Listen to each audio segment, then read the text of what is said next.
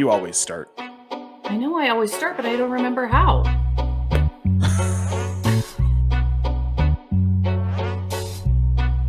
Let's go. 3, 2, 1. 3, 2, 1. Hi, I'm Jen. I'm Nate. And we are 32 and 32. We're bringing all 32 teams to you in 32 minutes, and we are headed into week 10. Yeah, it's kind of a pivotal week here in fantasy football. Playoffs are approaching. This is a time to make a push. If you're middle of the pack, this is the time to make some moves, get the right guys in your lineups, get in the playoffs. Because once you're in the playoffs, it's anybody's game. That's the great thing about sport and fantasy sport. So we've got a lot of good information this week, so I think we should probably get down to it. Go for it. Why don't you start us off? All right, so our first matchup this week is going to be the Atlanta Falcons and the Dallas Cowboys in Dallas. I'm going to start with Atlanta, the visiting team here. This feels like Matt Ryan could be in for a big week. Dallas is 27th in passing yards allowed this season. This feels like week Matt Ryan can go big. That's big for Kyle Pitts without Calvin Ridley. Could be really good for Olamide Zaccheaus. We saw a lot of high value. Olamide? I'm going with Olamide. Okay. That's what we're sticking with on this show until I'm told differently from someone who knows. I think Zaccheaus could be in for kind of a big week. He had some high value deep targets last week. I think his average depth of target was 23.1 yards per target. That's a big deal. He could be a touchdown guy. I really am not big on Russell Gage this week. He just didn't see the targets we were expecting last week. I think Pitts and Zaccheaus are the play here. And then always Cordarrelle Patterson. The dude is like a cheat code. Ripcord is the nickname that was mentioned yesterday that I love for him. Cordarrelle Patterson to the moon. Don't play Mike Davis unless you absolutely have to. Okay, here you have it. Yep. So I'll take Dallas. Denver beat the crap out of Dallas on Sunday. Like, obviously, as Denver fans, we loved to see it. It was so fun to watch. Dak didn't look like he was all there, but he's an obvious start going forward, always. I don't know if you can consider it an off week or if Denver just got in their head, unsure, but every week you're going to be starting Dak, you're going to be starting CeeDee Lamb, you're going to be starting Amari Cooper and Ezekiel Elliott, pending his knee injury. He did go out last week with his knee, so keep an eye on that. They will probably pull together this week against Atlanta is what I'm probably thinking. Tony Pollard will see the majority of running back play if Zeke sits out. So he's kind of a game time decision, but have him on your bench until we know more and have him ready. Dalton Schultz has been disappointing. He's just really been disappointing. He's a risky start for me. The Cowboys haven't been using him as much as they should, and that could turn around this week. But if you have another option, I would say Schultz should be on your bench. How about we talk about Jacksonville and Indy? I love that. Do you want to take the Jacksonville side? Sure. So Trevor Lawrence is coming off of an ankle injury, and you should only start him in like a 2 QB or a flex league.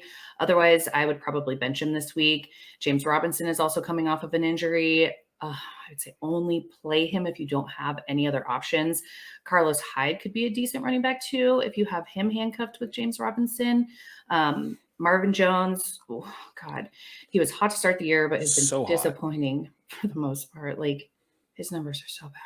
He could have a good week against Indy this week, though. And I'm going to bench Laviska Shenault and Dan Arnold probably. Neither one of them are doing it for me. I know. It makes me so sad, but Laviska just isn't what we thought he was going to be this season. Yeah. First year with Trevor Lawrence, there's still hope. But yeah, I mean, he's almost a guy who's probably droppable in redraft at this point. Probably. Yeah. Okay, so as for Indy, Wentz should have a field day against this Jacksonville defense. I would definitely get him started. Something we thought we'd never say. Right, but Wentz has been good this year. He's only got 3 interceptions on the entire season. Yeah. And 2 of those came in one game. He's looked so good. Jonathan Taylor is a smash play. Obviously. Michael Pittman, wide receiver 7 on the season, is a smash play. I kind of like Mo Alley Cox for a touchdown this week. I'd play him. If you are hurting at tight end or in a flex league where you've got like 8 flex slots, some of us have those leagues. T.Y. Hilton is questionable. Sounds like he's going to play, but I'm sitting him even if he's playing. T.Y. Hilton just hasn't been it this year. Yeah. He's injured. He's getting up there in age, and Michael Pittman has taken over as the wide receiver 1. outside of that, like Zach Pascal's not startable. So I think that's what you've got in Indy to play this week. Yep. Okay, moving on. All right. Yep. So next up, we've got the Cleveland Browns at the New England Patriots. Mm-hmm. Let's talk about Cleveland here. Okay. This is a different team without Odell Beckham Jr. It's so different. I think there's less pressure on Baker Mayfield to look for OBJ and to try and target OBJ. 1,000%. It's making him calm. Like he feels like he's more in command of this team. He's an absolutely solid flex play in any 2 quarterback or super flex format. I'd be cautious about rolling him out against New England specifically this week in 1 QB, but there's going to be opportunity to roll him out as a QB1 after this week. This just isn't a week I would do it. Yeah. Nick Chubb is out. Smashed Ernest Johnson. Yes. Kareem Hunt still on IR. Demetric Felton, who has been getting some work in the backfield, is also out. So, I mean, all three of those running backs are out with COVID right now. They're all out. I think Hunt's an ankle injury, but yeah. Oh, well, Kareem Hunt. Yeah. Yes. So Dearness Johnson is a smash play this week against New England. I really like Donovan Peoples-Jones to get a couple of deep targets this week. I think he's good for a touchdown or more and yardage, even if he's only getting 2 or 3 catches. I'm starting him this week. David Njoku has turned into kind of a red zone target for Baker Mayfield. I think that continues again against New England. I think he's worth a look at tight end. The only caution I have here is that New England is only giving up 5.3 points per game to the tight end position. So you're going to need a touchdown out of Njoku to make him relevant. I think Jarvis Landry might see some volume this week, but I'm starting to trust him less and less as the season goes on because regardless of where OBJ has been in the lineup, he's just not seeing a lot of work. Mm-hmm. He's been disappointing in your lineup. So you're most likely going to have to start him, but if you can avoid it, I really would this week against New England. Yeah. Sorry, I was paying attention to you. I was listening. I just was muting one of our Twitter chats. Oh, that's fun. Okay, so I will, I guess, take New England. I know you and I are loving what we're seeing out of Mac Jones this season. I'm probably not putting him in my lineups this week, though. He just doesn't have the weapons to throw to. We thought OBJ would be heading to New England, and if that were the case, I'd be starting Jones, but OBJ, as I think you just said, signed with the Rams. Okay, I promise I was listening. I did not say anything about him signing with the Rams. Okay. So, obviously he's not in New England. Start Jacoby Myers and Hunter Henry. I think they'll have solid numbers this week. Damian Harris and Ramondre Stevenson haven't seen the practice field this week and have been held out on concussion protocol. They'll probably be a game time decision, unfortunately. They're mid-range running backs, but if they're playing on Sunday, they'll put up some points for you. Yeah, it sounds like Damian Harris is unlikely to play from what I've heard in the last hour or so. Yeah. But it does sound like Ramondre Stevenson will be playing. He could see the bulk. Him and Brandon Bolden could see the bulk of the carries in that backfield. I wouldn't start Bolden, but Ramondre Stevenson with 15 plus carries, I want to see what that looks like. I'm starting him this week. Okay. So that's what I have to say about that. Let's move on to Buffalo in New York to face the Jets. Yeah, dude, what happened last week to Buffalo? Josh Allen fell apart. That said, he'll likely bounce back this week and is a start in all leagues. Yes. Do you agree? Yeah. Oh, 100%. Especially against the Jets. Yeah, exactly. I would stay away from Zach Moss and Devin Singletary if you can. It's kind of too risky to start either of these guys right now. Moss is still in concussion protocol. If he misses Sunday's game, Singletary will have the backfield all to himself. But we just don't know enough right now to say start either of them yet. Another game time decision here, especially since they're playing the Jets. Like you said, Allen should be able to air the ball out quite a bit and won't need to run the ball too terribly much. And with that, Stephon Diggs, Cole Beasley, Emmanuel Sanders, Dawson Knox, I think they're all starts. We've been kind of on the fence with Emmanuel Sanders week to week, but I think that any one of them can have a ton of volume this week. I do too. Stephon Diggs is starting to worry me a little bit. Me too. But you're not ready to. Yeah, you can't bench him. You can't bench him. I think. All right, so we're going to move on to the New York Jets side of this game. It's Mike White week, y'all. That said, cautious play. This is the Buffalo defense. They're one of the best in the league at just about everything. That said, Michael Carter should see some volume in the passing game as well as some decent running work. When he gets the volume, he tends to score a lot of points. He tends to get a touchdown. If the Jets are to score in this game, wouldn't surprise me if it's a Michael Carter touchdown or an Elijah Moore touchdown. He's great in the short passing game. I really love Elijah Moore this week. I'm not huge on Ty Johnson. I don't know how much volume we're going to see out of him because Michael Carter's been so good, but it could be a split. I don't hate Ty Johnson. I'm just not rushing to start him. He's kind of a like running back 3 flex play for me this week. Corey Davis looks to be back, which is interesting. I wonder if Corey Davis being healthy could elevate Mike White, help Mike White push the ball downfield a little more. But as it is, I mean, this is mostly going to be a dink and dunk type of game plan, which benefits the shorter targets. Moore, Carter, Johnson this week in New York. Yeah, I agree. Okay, let's head to Detroit at Pittsburgh. Yes. So Detroit, I'm completely out on Goff this week. This Pittsburgh defense is actually pretty good, which is what has kept them in games. They've been good against opposing quarterbacks specifically. They've been getting a lot of pressure on opposing quarterbacks. What we know about Jared Goff is he is not good under pressure. This is a terrible week to have to start him. I don't care if it's super flex, 2 QB, go out and get Mike White and start Mike White ahead of Jared Goff if he's available. I'd start PJ Walker in Carolina this week over Jared Goff. I think there's more upside in all of these quarterbacks. That said, DeAndre Swift has some solid PPR value because, I mean, really, Khalif Raymond and Amon-Ra aren't seeing a whole lot of targets consistently, whereas DeAndre Swift is, and Jamal Williams is out this week. So really, Swift is the guy in this backfield. You're absolutely starting him, and you're absolutely starting TJ Hawkinson. But I really wouldn't roll the dice on Khalif Raymond or Amon-Ra St. Brown unless you have no choice. As always, with all of our takes, these caveat is if you don't have a choice. Yes. No. Okay. So over to Pittsburgh, Big Ben hasn't practiced this week. He has that nagging pec injury that continues to hold him back. He's been a disappointment in fantasy this year. Just such a bummer. He's a cautious start for me. His projected points are typically higher than most other quarterbacks. But, you know, if you have another option, go with somebody else. If you're in a 2 QB league, I'd probably start shopping him and looking for another quarterback to be on your team, honestly, which doesn't feel good coming out of my mouth, but that's the truth in this. Najee Harris has also been limited in practice this week, but he'll likely play on Sunday. If he's playing, he's an obvious start. Deontay Johnson is a start. Chase Claypool is questionable, but if he's playing, he's a start, especially if Roethlisberger is out. They're just not meshing this season, and he's way too good to not utilize. Yeah, I agree. I was seeing some things earlier today where there's some rumblings within the Steelers organization that Chase Claypool might be headed to IR. So keep an eye on that. He's still listed as questionable as of this recording.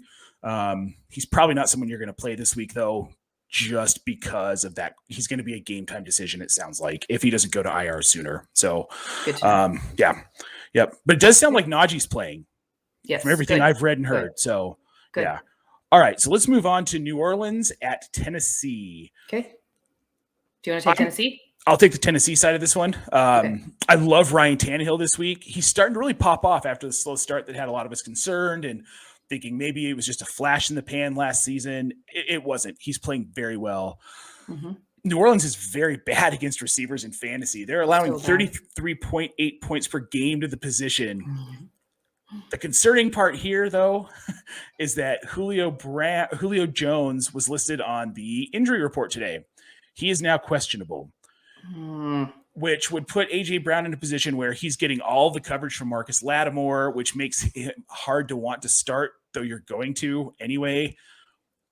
That coverage, just if he doesn't have Julio Jones to even out that coverage with Lattimore, I have an issue starting him. If Julio Jones is healthy, you're starting both of these guys. They'll break up that coverage and it'll be fine. As for the backfield, man, with Derrick Henry out, I don't think this is the week where we see an emergence of either Jeremy McNichols or Adrian Peterson as the RB1. Although Adrian Peterson looked good. He did. He had the most carries out of all the running backs last week. He just didn't do a ton with it. I feel like he needs one more week to kind of get right. And this isn't the week we're going to get clarity on this running back situation. Right. Start either if you have to, but I would really stay away from them if you can. And really at this point in the season, you should be able to stay away from them. These guys were both late waiver wire ads. So again, play him if you have to. If you can stay away from him, absolutely would. Tannehill's the only guy I think I'm at this point, knowing what we know, I'm comfortable starting in this offense right now. So now moving on to New Orleans. I'm not starting Trevor Siemian or Taysom Hill unless I have to. Alvin Kamara is out, which means you are 1,000% starting Mark Ingram. 100%, 1,000%, yes. Yeah. Marquez Callaway and Deontay Harris are cautious starts for me. I feel like that can be said for everyone in New Orleans right now outside of, Kamara when he's healthy. Things are just too shaky there right now. And I'd say look elsewhere for everybody this week. Yeah, with Trevor Siemian starting, and Kamara out, you've got to think maybe they're going to throw the ball a little bit more, but that's not in their best interest. So, I think Mark Ingram is kind of the smash play this week. Yeah. Agreed. That's all I have. All right, let's move on to Tampa Bay and Washington. The Bucs are at Washington. They are the visiting team. I'm going to talk about them first. Okay. So this should be a good day for Brady and the receiving core here with this underperforming Washington defense. It isn't anything like what we thought we were going to see this season from them. Uncle Lenny, fire him up, man. Leonard Fournette has just looked fantastic this season. He's back to old form. It's what we wanted to see out of him. It's what Jacksonville expected to see out of him when they released him. You've got to start him. He's going to get plenty of volume. He's not going to need a touchdown necessarily this week, but he'll probably get one or two. Oh, I think so. Yep. With no Gronk this week, you can chase the touchdown upside with Howard or Brait, but kind of prepare to be disappointed. Antonio Brown is also out this week. I love Mike Evans. I love Chris Godwin if he's in. He's questionable. He may not play. And if he doesn't play, Tyler Johnson is someone you can probably still get on waivers. And if you've got him, this is the time to start him. I told you 2 weeks ago to go out and get him. He hasn't fully panned out. He's seeing volume, but with Godwin out, he's going to see a ton of volume. And outside of that, there isn't a whole lot to be excited about in Tampa Bay, but I feel like that's a lot to be excited about on one team. So, yeah. Yeah. Normally we don't have that much to say about Tampa Bay. So. No, it's just start. Yeah, exactly. Speaking of starting, I would start Tyler Heineke only if you have to. Going up against this Tampa Bay defense may not be his best week. I'm not super excited for this, but Antonio Gibson is injured, so he's a sit this week. Look to J.D. McKissick to get the majority of the volume and start him if you have to. Washington's just so icky right now. I just am not thrilled about anything. I will be starting Terry McLaurin, however. I think he's due for a big week. They're coming off bye, and even though Tampa Bay's defense is tough, I think he's still going to have a good game. Curtis Samuel likely won't play again this week. He just hasn't been what we all wanted him to be this year. You mean on the field? Right. all? Anything at all. Everyone in the offseason was just like, Curtis Samuel. And now, obviously, we have nothing to say. We have nothing to say. And then Ricky Seals-Jones, he's a start. Yep, without Logan Thomas back, which looks like Thomas may be back next week. But this week, Ricky Seals-Jones is a solid tight end start. Yeah. Okay, so let's move on to the Carolina Panthers at the Arizona Cardinals. Okay. This is going to be an ugly game for Carolina. It's unlikely newly signed quarterback Cam Newton plays. This is going to be a PJ Walker week. Don't start PJ Walker. Just don't do it. He was a star in the XFL, and I drafted him last season in a startup. We drafted him last season in a startup, and he ain't it. That's why if he was, they wouldn't have signed Cam Newton, who hasn't played in 11 months, but they did. That said, let's move on. You're starting Christian McCaffrey because more than likely you probably have to, but be ready for it to be more of a floor day than a ceiling day for him. He's probably not going to be huge. He's still hampered by that injury. He's probably not going to be 100% the rest of the season if they keep rolling him out, which they're going to do. With that, Chuba Hubbard could be a nice flex play if you need him. I think he's going to be more involved in this offense moving forward the rest of the season. That'll be good for Cam Newton. It'll be good for PJ Walker this week. I think he's going to be awesome. Yeah. However, I'm staying away from any of the receivers here this week because of PJ Walker. Robbie Anderson has been a guy that you wanted to sit anyway because he has done just absolutely nothing. Some of that could have been Sam Darnold's fault. PJ Walker isn't going to make it any better. We can revisit this when Cam starts. Yep. DJ Moore, I just don't think he's going to get the targets that are going to make him relevant this week from PJ Walker. Again, like PJ Walker's a real problem this week for Carolina. So, I mean, it's really Christian McCaffrey and Chuba Hubbard. That's it. Yeah. That's it. Okay. So Kyler Murray is a start if he's playing on Sunday. Obviously, his ankle is still being attended to. So he's unfortunately probably going to be a game time decision for all of us. Carolina has been terrible. So he or Colt McCoy will both be starts if you have either of them. So if you manage to pick up Colt McCoy, I would start him regardless. James Conner went off on Sunday. He's a beast and he's a start. I've been loving James Conner all season, so this is nothing new for me, but he's definitely a start. Chase Edmonds is out. He was not on the injury report earlier, but he hasn't been practicing, and the latest is that he's out, should be benched in your IR. DeAndre Hopkins hasn't been practicing either. Like, this is a really banged up team. That said, he doesn't necessarily need to practice to play. Start him if he's playing. He'll have a big day, even if he doesn't practice for a couple of days. And start Christian Kirk, Zach Ertz, and AJ Green. They'll all have great days, I think. Yeah, a surprising stat. People have been so low on Christian Kirk. He leads the team in receiving yards. So interesting. There you go. Yeah, I love all of that. All of it. Nailed it. All right, let's move on to Minnesota and the Los Angeles Chargers. Okay, I'm going to take the Chargers. This is an easy one for me. Justin Herbert, Austin Eckler, Keenan Allen, Jared Cook, Mike Williams, all starts. And that's pretty much all I have. Yep. Start them all. Yep. Minnesota's got this weird developing COVID situation, and they're missing a bunch of players. Their defense is going to be depleted. So, yeah, I mean, I'm right there with you. That said, Minnesota is going to be depleted. There aren't a whole lot of positives with the Vikings this week. Yeah. We've got the ugly situation with Dalvin Cook. It looks like he's going to play, but you're going to want to monitor that as well. There's a chance that Minnesota makes him a healthy scratch this week because of life events that are happening. Obvious starts this week are going to be Cousins, Jefferson, and Thielen. You could roll out Tyler Conklin, but I probably wouldn't do that if I could avoid it. He'll probably see some volume, but not a ton.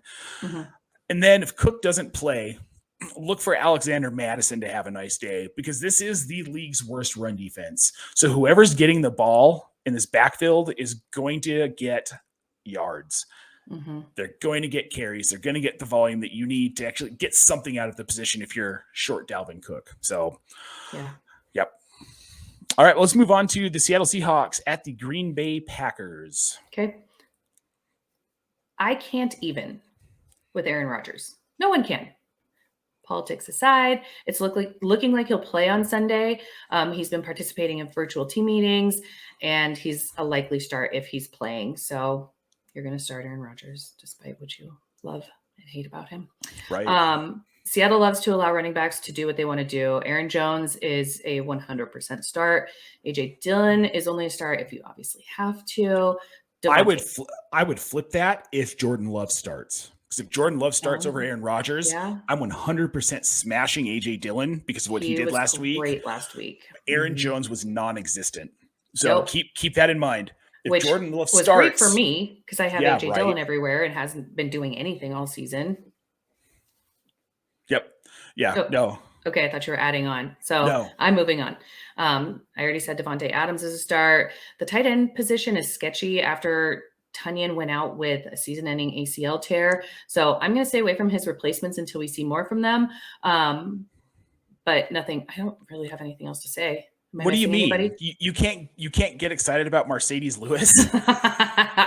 No, he has had some decent production. And I think that if Aaron Rodgers plays, if you're absolutely desperate, he's a cheap, easy waiver wire ad. But I wouldn't. Yeah, I'm not excited about that at all. Nope. All right. So, I also do like Alan Lazard this week. Do you? for what it's worth. Yeah, I Okay. think he could be a decent play. Okay. I think, and again, this is all if it's Aaron Rodgers. Yeah. Because if it's Jordan Love, like everything out the window here. All right, so let's get into Seattle. Dangerous is back. No concerns about the hand injury. He's been cleared by his doctor. He should be good to go. Start him this week. Don't worry about the hand injury. This is Russell Wilson. This is what he does. I'm also feeling a really big Tyler Lockett day this week. Please. This could be a good week to bench DK. No. I'm kidding. I'm totally kidding. The matchup with Jair Alexander concerns me a little bit. But that said, it's DK Metcalf. You're starting both of these guys. Chris Carson is out. He's been ruled out just like an hour ago, as of an hour before they're recording. I really wouldn't start any of these guys in the backfield. Rashad Penny just hasn't looked like he's fully healthy or like he fits into this offense. DJ Dallas hasn't been great. Travis Homer, like there's too much going on in that backfield that if Chris Carson is out, you're not starting any of them. Right. And then there's Gerald Everett. Meh. I'm with you on that. Yeah. I mean, meh. Yep. Yep. All right. Well, let's move on to Philly and Denver. Denver. Yep. Okay. You're starting Jalen Hurts because you probably have to. He won't air the ball out much this week, but he'll get you some points if you absolutely need him. If you have another option, look there first. He should be in your flex spot or on your bench. If not, I mean, Denver just. Their defense is getting better, man. Yeah. It's good. Otherwise, Devonta Smith is the only other Eagle we're starting, in my opinion. Dallas Goedert is a start only if he's your only tight end. Yep. That's all I've got on the Eagles, really. I mean, there really isn't anything else to talk about. Am I missing someone? I feel like I'm missing someone. I don't think I'm missing anyone. Nope. Yep. All right. So let's talk about the Broncos. And this one, I mean, I really like Teddy Bridgewater is a fine flex play. I'm okay with that. In one QB league, there's no way you're starting him, even with how good he looked. Their quarterbacks are going to put up much bigger numbers and much better stats. Melvin Gordon, Javonte Williams, you've got to start both of them. This is one of those running back tandems in the NFL, the rare occurrences where you see two guys who are RB1 producing running backs in the same backfield. You want both of them in. Javonte Williams had his first 100-yard game this week. Like, he's just exploding, and you love to see it. Melvin Gordon's getting quality touches all over the place. Tim Patrick is somebody I'm comfortable firing up in flex this week. He's not a wide receiver 1 or wide receiver 2. He's not seeing a ton of volume, but he's seeing productive volume in high-value targets. Red zone targets, deep targets. You're loving it. Yep. Noah Fant's back this week, so I think he's a pretty solid play. Jerry Jeudy, you want to start him. But I'm nervous about Courtland Sutton. Honestly, I've got him benched a couple places. He's just not seeing the volume or the high-value targets that we're seeing for Patrick and Jeudy. True. We kind of saw this coming, though, before the season with Bridgewater. We knew that if it was Lockett quarterback, Sutton was an easy wide receiver 1. With Bridgewater, there were questions, and those questions now, I think they're founded. So cautious on Sutton. You bench him if you can bench him this week. If you can afford to get him on your bench, do it. Yep. Oh, and Albert O. Love me some Albert O. Start Albert O. He's a great flex play. I've got him going all over the place. You're going to like it. He's probably going to make you happy. Yep. That's all I've got for Denver. We got to speed it up. Let's move on to Kansas City at Las Vegas. I'll let you start with Kansas City because I always talk about Kansas City. That's true. You do. Okay. So while I'm concerned, I'm still not to the point of benching Patrick Mahomes.